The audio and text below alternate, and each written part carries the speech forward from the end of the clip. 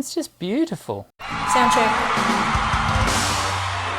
G'day and welcome back to another vocal analysis here at Voice Essentials. My name is Dr. Dan, and today I'm stepping out of my lane a bit today. I'm a contemporary singing voice specialist. I am not a classical voice specialist by any descript. I did do 2 years of classical voice training at the Queensland Conservatorium. That being said, we are going to be listening to a very classical piece today, Ti amo Cosi. And see, I even struggle with pronouncing the I believe it's Italian. This is a performance that I've been requested to review by many of you who in particular love Dimash and Lara Fabian. And in fact, those two singers, Dimash and Lara Fabian, are in this with a singer, Aida. I think that's how you pronounce her first name. She's got a beautiful voice. For many of you, she will be new. For many of you, she won't be. So as we go along today, I do want to just lay that disclaimer. This is going to be more of a reaction than an analysis, because I don't want to step outside of my level of expertise beyond being able to make some relatively superficial comments, which will, I dare say, for the most part, be very positive, because it's a beautiful presentation of this piece, and there's some beautiful tones, and it's possibly one of my more favourite Dimash presentations.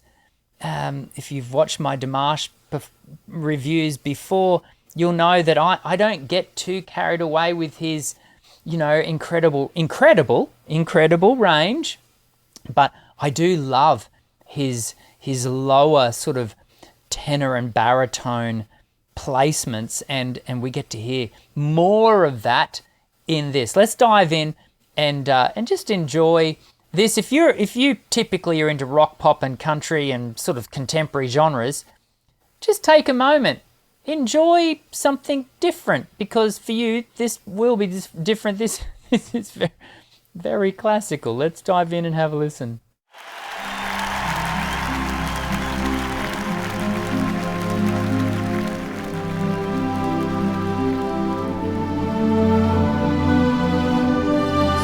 Beautifully produced, lovely.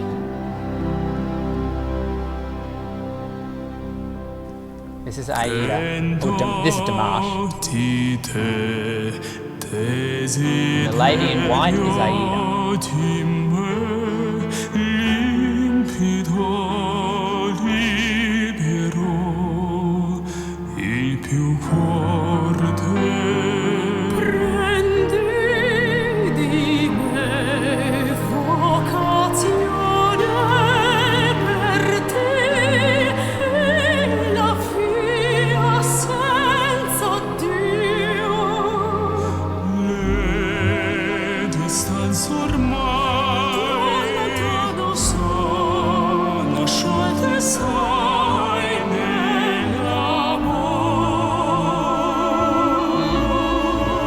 It's just beautiful. I'm not into classical music. It's the reason why I switched over in my university days from classical to contemporary, because it's just not my bag. But there's no getting away. That's a really pretty sound. It's beautiful.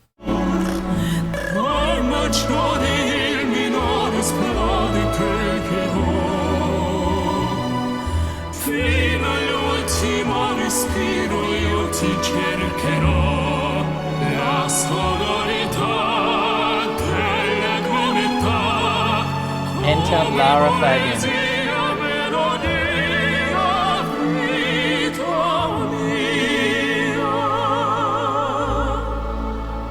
I'm just going to pause there because I want to point something out. It's just an interesting little technical thing that I think is of note. And that is that each singer is using a different microphone. Now, why is that interesting? Well, in a production like this, you would normally see a very uniform microphone use. So the singers would all be using beta 87As Shores. They'd all be using Sennheisers. They'd all be using AKGs. Every singer would have the same mic. That is not the case here. I think Lara is holding a Sennheiser. Correct me in the comments if I'm wrong. Dimash is holding a Shure. Now, it's the ball, the actual mic grill is a 58. That doesn't mean the capsule underneath is a straight 58. It could be a beta 58. It could be an 87A capsule. We don't know, but certainly the ball is just a straight 58, SM58 ball. And I think that's a Shure in Aida's hand. A Sennheiser, I should say. The interesting thing about that is I can't help but think each singer has a definite preference. I know when I perform, I have a preference of mic. I prefer to use an 87A, a Shure microphone.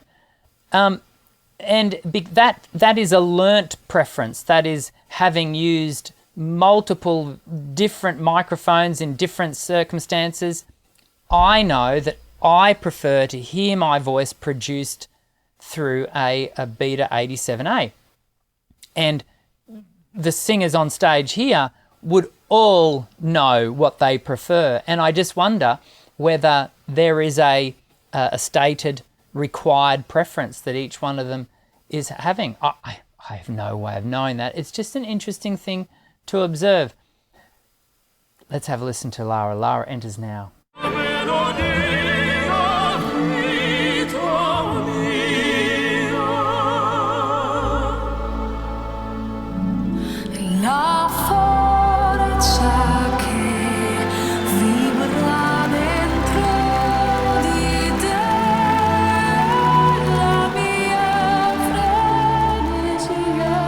I love that sound. I want to go back and listen to that entrance again from Lara Fabian.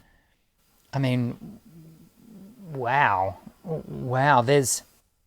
And I want to acknowledge, I think that's driven by my personal preference towards contemporary. We hear I think a more contemporary tone in Lara's voice than we do of the other two presentations, which are very classical in their mode. Have a listen as she enters here, because I mean, it's Lara Fabian, right? What else does one need to say?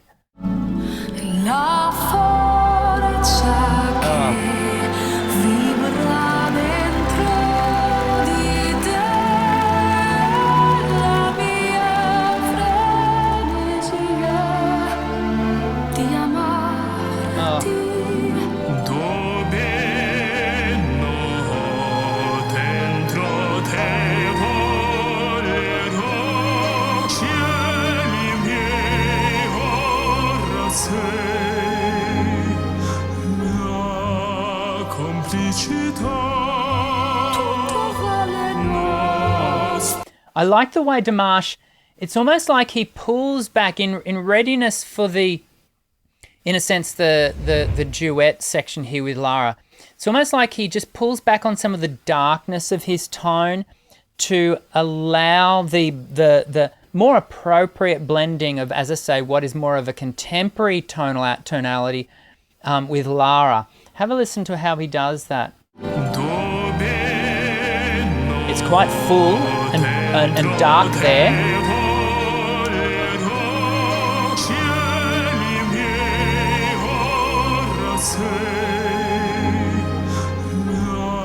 There, he just lightens off.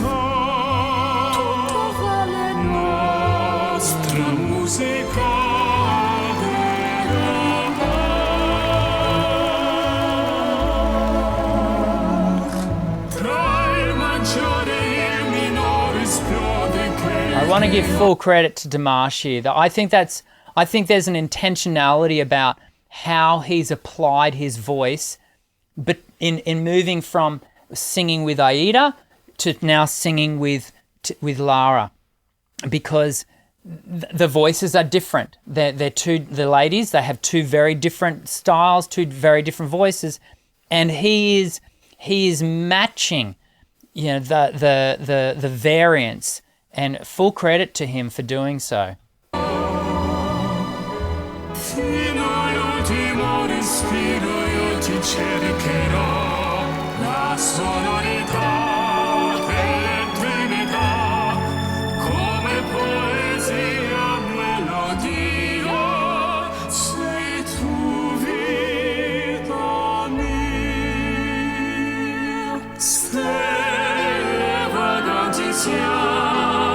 You can really hear the difference of the two females. The moment Aida comes back in, it's that real soprano coloratura kind of. It's probably not coloratura. Those of you who are classical experts, correct me. Let me know what type of soprano is Aida, because I'd be keen to learn. Certainly soprano, I would think, though. Let's have a listen to that entrance again.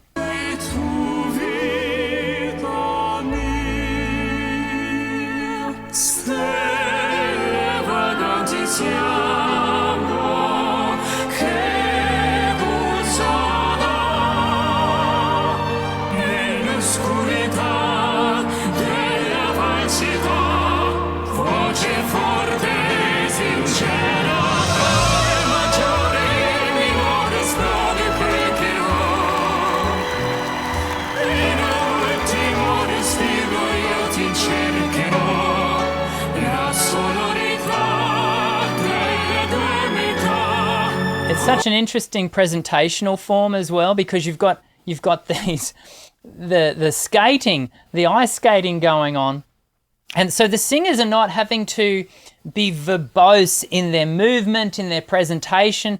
They're really just allowing the voice to do all the work and to show the presentation of their tone and what have you, because the audience have so much to captivate them visually with what's going on the ice, that the singers don't have to be overt in what they're doing visually themselves.